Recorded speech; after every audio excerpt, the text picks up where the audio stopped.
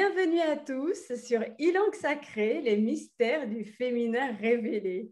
Je suis encore une fois et toujours en joie, mais doublement en joie et très honorée. Tout simplement parce que l'invité que je vous propose ce soir est un homme qui a aussi une vision mais extrêmement riche à nous apporter sur la thématique du féminin sacré africain, sur la vision justement entre les femmes d'aujourd'hui avec l'Égypte, mais je ne vous en dis pas plus. Je vais vous présenter en quelques mots qui est notre invité. Notre invité est donc le professeur Yoporeka Somet, professeur philosophe et égyptologue spécialisé dans le concept égyptien antique. Donc, je n'en dis pas plus parce que je ne maîtrise pas tout le sujet. Je vais permettre à mon invité de se présenter lui-même, de nous dire qui il est dans un premier temps. Bienvenue à vous, professeur. Merci beaucoup. Et merci pour cette invitation et pour cette discussion. Donc, je suis Yoporeka Somet, on va faire simple. Je suis philosophe et je suis égyptologue. Donc, je fais mes recherches dans le domaine de l'Égypte ancienne, et pas que l'Égypte ancienne, mais avec les rapports que l'Égypte a avec notre monde contemporain, et notamment le monde africain. Voilà. L'Égypte n'a pas fait qu'influencer le monde africain. Bien sûr, l'Égypte est la fille de l'Afrique, mais elle a aussi influencé le monde occidental, le monde dans lequel nous sommes, et beaucoup de valeurs qui régissent nos sociétés actuelles plongent leurs racines dans cette civilisation africaine.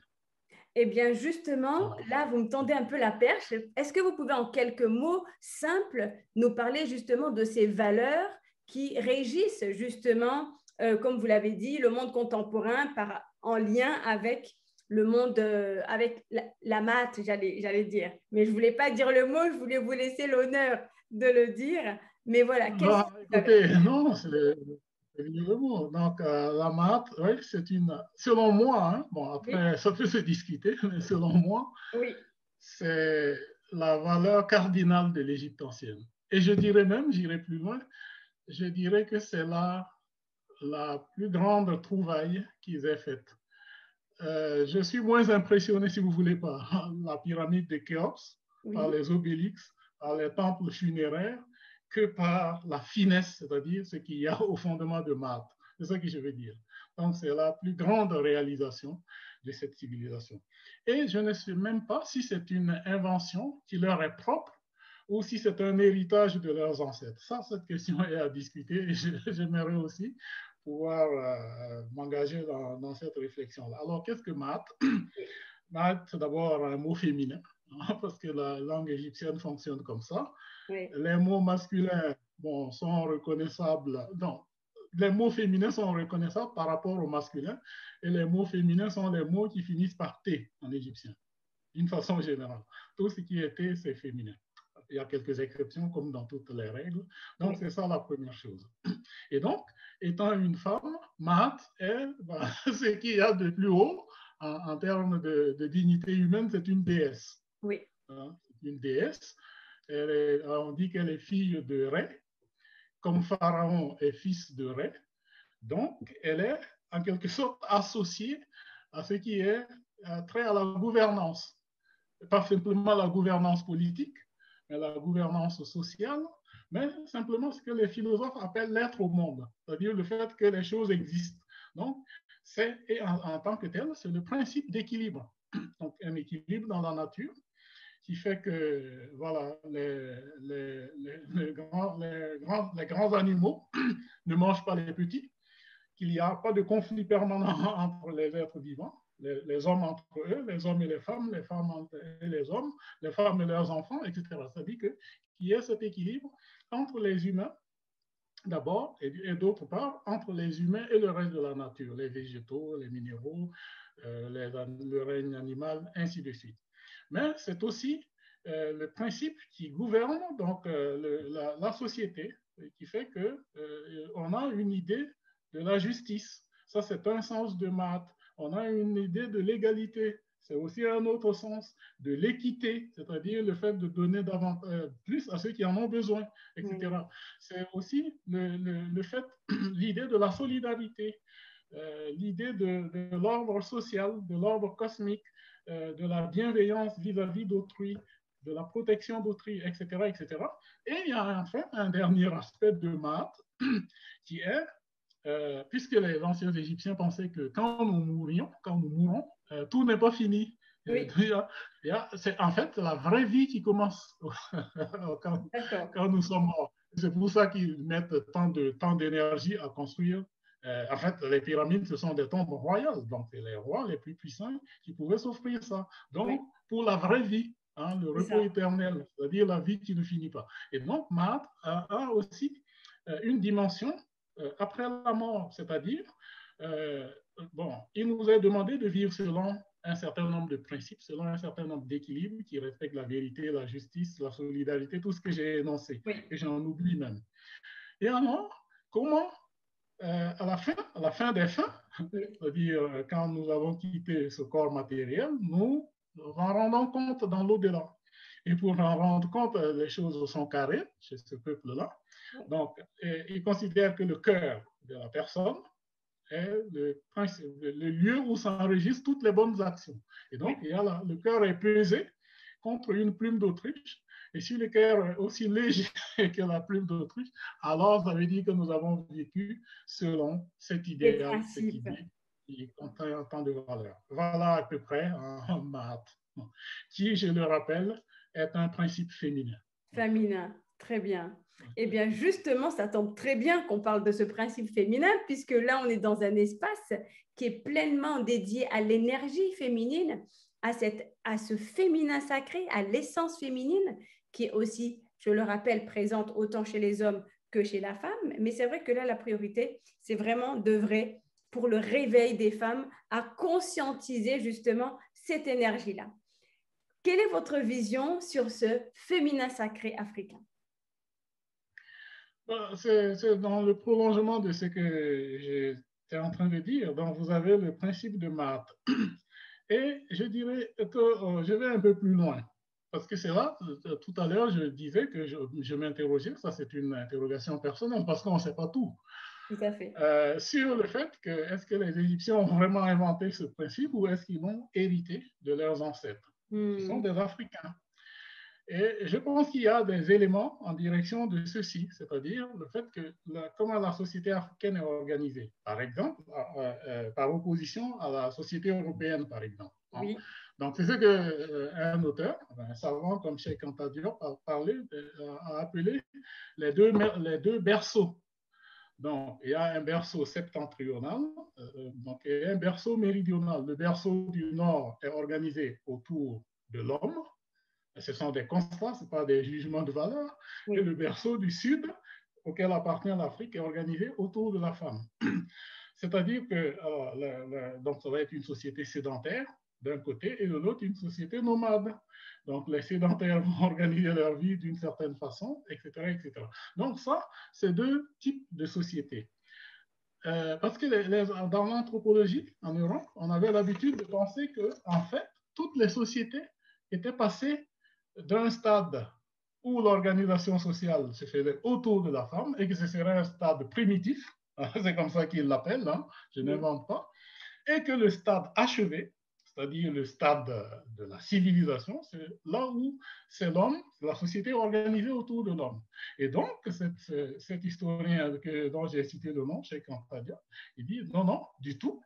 Toutes les sociétés ne sont pas passées par un stade du matriarcat, c'est-à-dire oui. organisé autour de la femme, qui serait une étape antérieure, primitive, vers une étape plus évoluée, qui serait la société organisée autour de l'homme. Non, c'est là qu'il a défini les deux berceaux. Donc, le berceau organisé autour de la femme et celui organisé autour de l'homme. Où vous voyez, la place de la femme n'est pas forcément n'est pas la même. Selon que la société s'organise autour d'elle, donc elle va représenter une sorte de pilier, comme Oui, Maat, pour l'Égypte ancienne, mm, et de l'autre côté, ben, ça va être l'homme. Et les droits de la femme vont être très, très réduits ou presque inexistants. Prenez par exemple, je ferme la parenthèse là-dessus. la société grecque, au temps d'Aristote, par exemple, hein, au IVe siècle avant JC, la femme n'a pas de droit. Hein. La femme blanche, hein, je parle de la femme grecque, hein, je ne parle pas de la femme étrangère qui n'en a pas du tout. La femme n'a pas de droit, les enfants non plus, les étrangers non plus, etc. Donc, ceux qui sont considérés comme des citoyens, ce sont les hommes grecs, pas seulement tous les hommes grecs, mais ceux qui ont une capacité économique. Voilà, donc vous voyez, c'est très peu.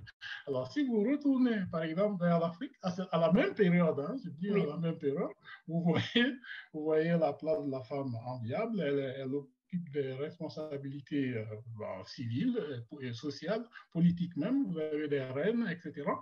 Et si on s'enfonce encore dans le monde, on remonte le temps, dans l'Antiquité, l'exemple de l'Égypte est là, avec des reines, avec des positions, une égalité entre l'homme et la femme, du point de vue du droit, du point de vue de la loi et du point de vue des emplois, des occupations. La femme n'a pas besoin d'une autorisation de son mari pour aller travailler, etc., etc. Voilà.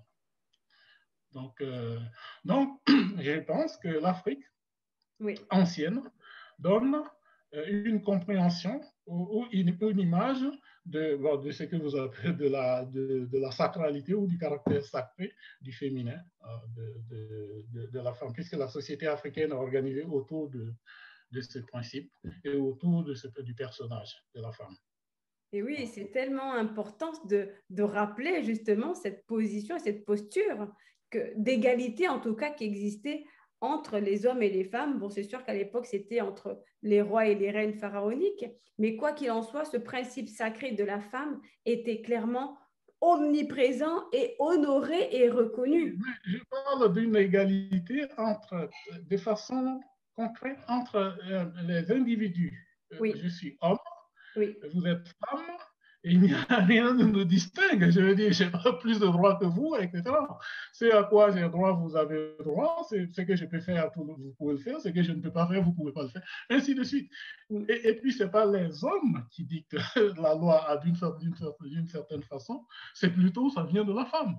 Et j'ai cité l'Égypte ancienne, je pourrais citer les royaumes africains. Et bien, pour être roi, il faut que le sang royal soit transmis par votre maman. Sinon, vous ne pouvez pas. Exactement. C'est ça que ça veut dire concrètement. Voilà. Et de votre point de vue, en tant que philosophe, mais aussi en tant qu'homme humain, quel regard posez-vous par rapport à la société féminine d'aujourd'hui? Quel constat faites-vous? Je dis, si je parle de façon large, c'est-à-dire en englobant de l'humanité, parce que nous appartenons à une même humanité, on va dire que la place de la femme, il y a des combats à mener. Hein. Il y a des combats à mener parce que ce n'est pas la situation dans laquelle on aurait aimé être. Voilà. Ça peut s'expliquer par des facteurs historiques. Parce que nous sommes on va se dire la vérité, nous sommes dans un monde violent. Oui. Et la violence, elle existe encore, même si elle n'est pas toujours physique. Elle n'est pas toujours physique. Il y a un sociologue que j'aime beaucoup, français, qui s'appelle Pierre Bourdieu. Il parle de la violence symbolique. Ça veut dire simplement que c'est une violence que nous avons nous-mêmes intégrée. C'est-à-dire qu'elle était physique avant, mais la violence symbolique, elle fait plus de tort, puisqu'on n'a plus besoin de quelqu'un derrière nous avec une baïonnette, nous nous en occupons nous-mêmes. Voilà. Par exemple, si je suis femme, je me dis, bon, je ne vais pas aller dans tel endroit, je ne vais pas postuler pour telles études parce que ce n'est pas pour moi, je ne vais pas postuler pour tel métier, etc. Ça, c'est ça. C'est ça qu'on appelle la violence symbolique. Donc, la société peut nous imposer ça du point de vue de son histoire. Alors, on peut aussi être dans la situation où, très concrètement, s'il y a un métier à prendre ou une sélection à faire, eh ben, ça va être plutôt des hommes. Regardons un peu comment ça fonctionne.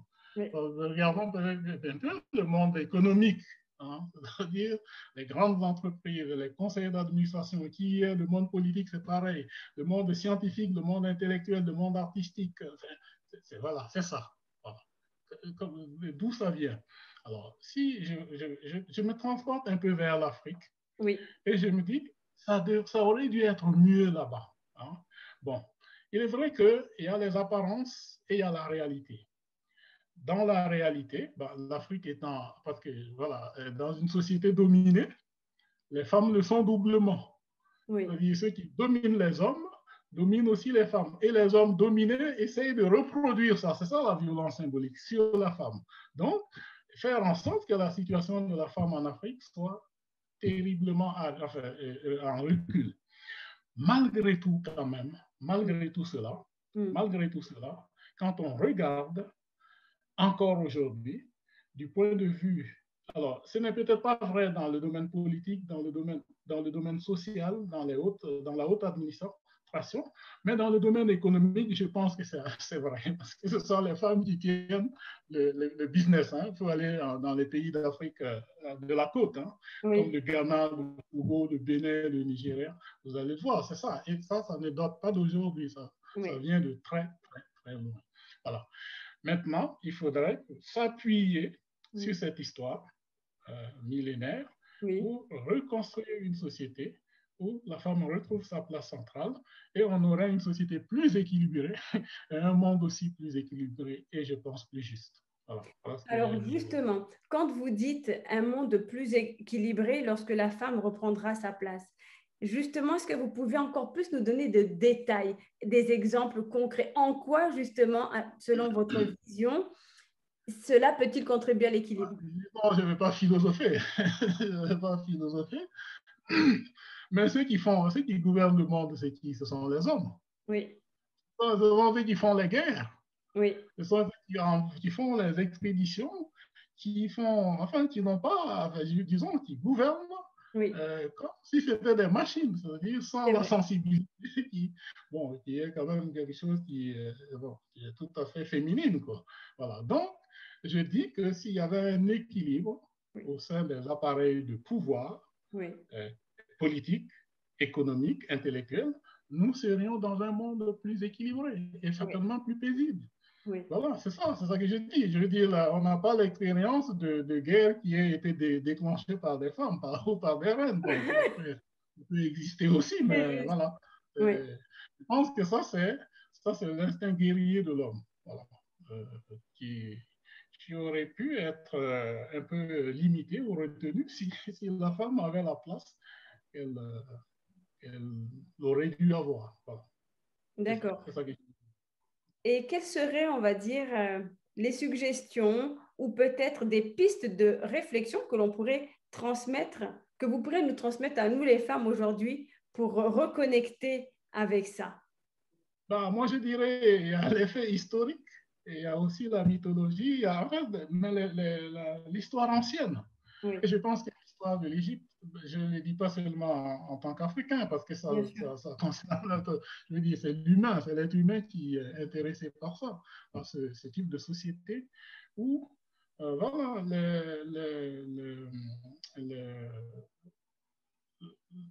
la légalité réelle quand même entre les êtres humains, qu'ils soient hommes ou femmes, qu'ils Oui, soient citoyens ou, pas, ou étrangers, nationaux ou étrangers, voilà, ils ont quand même atteint un équilibre qui nous intéresse encore aujourd'hui, que nous avons du mal à atteindre naturellement. Et alors, qu'est-ce qu'il faut faire pour aider? Je dirais, il y a l'éducation. Hein, il y a l'éducation, apprendre l'idée de l'égalité entre hommes-femmes, entre êtres humains, indépendamment de nos caractéristiques. Ça peut être l'origine, la couleur, la religion, ça n'a aucune importance. C'est l'être humain qui compte, qu'il soit oui, garçon ou fille. Ça. Donc, il y a l'éducation. Mais il y a aussi la loi. Il y oui, a aussi la loi. Je veux dire, voilà, il faut faire en sorte que dans les conseils d'administration, il y ait tout le monde, oui. hein, hommes-femmes, afin que la diversité soit représentée, et ainsi de suite dans tous les aspects de la société. Je dis, ça ne peut être que bien pour tout le monde, c'est mieux pour tout le monde. Voilà, voilà, voilà. Mais alors, nous sommes aussi les filles et les fils de l'histoire.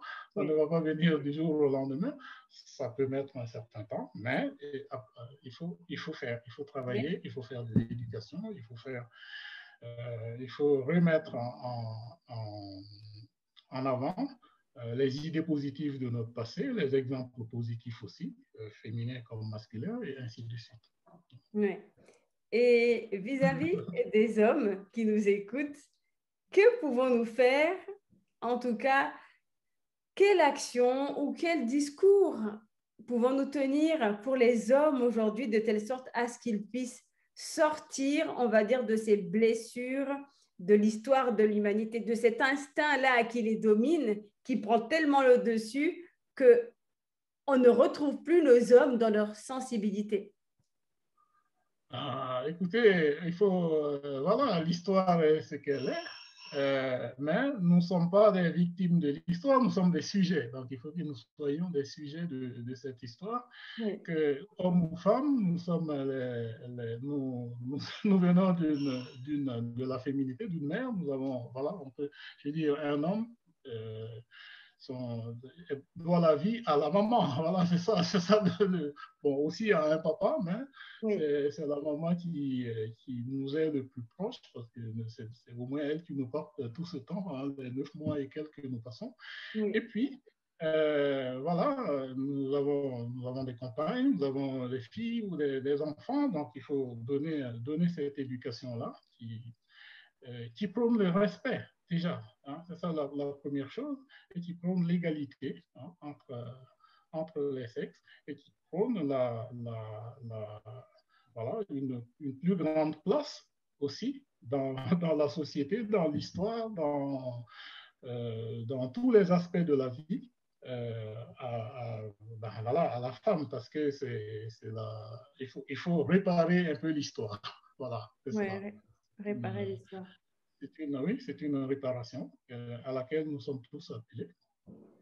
Bon. Oui, tellement. Donc, messieurs, voilà, nous ne sommes pas que les seuls aujourd'hui à nous réparer pour retrouver notre place, mais vous aussi, vous êtes concernés par justement cette réparation du passé pour que nous puissions ensemble rétablir l'équilibre, rétablir l'harmonie pour justement instaurer, amener de nouvelles relations entre les hommes et les femmes, et notamment pouvoir nous inspirer, si je me souviens bien, professeur, des valeurs de la maths, tout simplement. Ah ben voilà, moi je pense que c'est ça la boussole. Ça, pour beaucoup de gens, je ne connais pas une seule personne qui ne trouve que ce soit une belle boussole. Et donc si maths peut nous inspirer, ouais. Je pense qu'on peut dire que nous sommes en bonne compagnie. Voilà. Ah, mais complètement. Et en tout cas, ouais. Félicitations à vous, hein, pour cette démarche, parce que c'est une démarche d'éveil, c'est une démarche de conscientisation et c'est une démarche qui universelle, qui nous parle à tous, hommes ou femmes, quelles que soient nos origines, quels que soient nos horizons. Oui, complètement.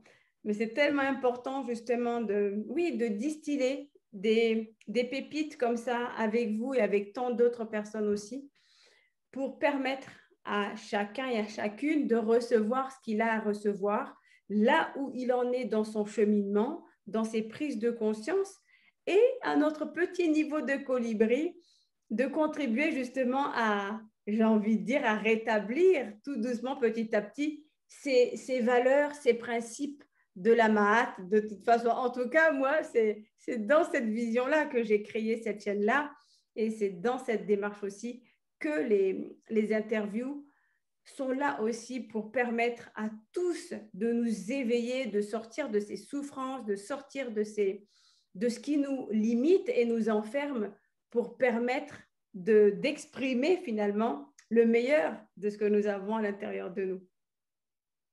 Voilà, donc je ne peux qu'approuver cette démarche et j'ai été heureux d'y contribuer modestement. Donc je vous souhaite vraiment justement, pour les quelques mots, oui. Sous la protection de la Mahat. Ah oui, j'accueille avec joie. Et justement, avant de terminer cet échange, quel serait le message le message qui résumerait tout ce qu'on a dit, que vous souhaiteriez transmettre là, maintenant, aux personnes qui nous écoutent? Ben, ce serait le message de Marthe, c'est-à-dire le message d'équilibre, Ouais. d'harmonie, hein, d'harmonie interne pour chacun ou chacune, et aussi d'harmonie avec nos voisins, nos parents, notre famille, la société dans laquelle nous vivons, le monde dans lequel nous vivons, c'est ça, l'harmonie. D'abord aussi, c'est trouver cet équilibre dans la nature, dans nos pensées, cet équilibre dans la société, afin de retrouver cet équilibre dans la vie d'après. Voilà, c'est-à-dire harmonie et équilibre, sous la protection de la Marthe. Très bien. Professeur, merci beaucoup pour votre présence, pour en tout cas ces riches informations, ces riches pépites. Et puis, merci encore à vous et félicitations encore une fois et bon vent à vous et à votre projet de faire discuter les femmes entre elles, les femmes avec les hommes avec les femmes, etc. Pour une meilleure reconstruction de nous-mêmes et une harmonie de nous avec le monde qui nous entoure. C'est ça. Merci pour ces magnifiques mots. Merci à vous de nous avoir suivis et je vous dis à très bientôt.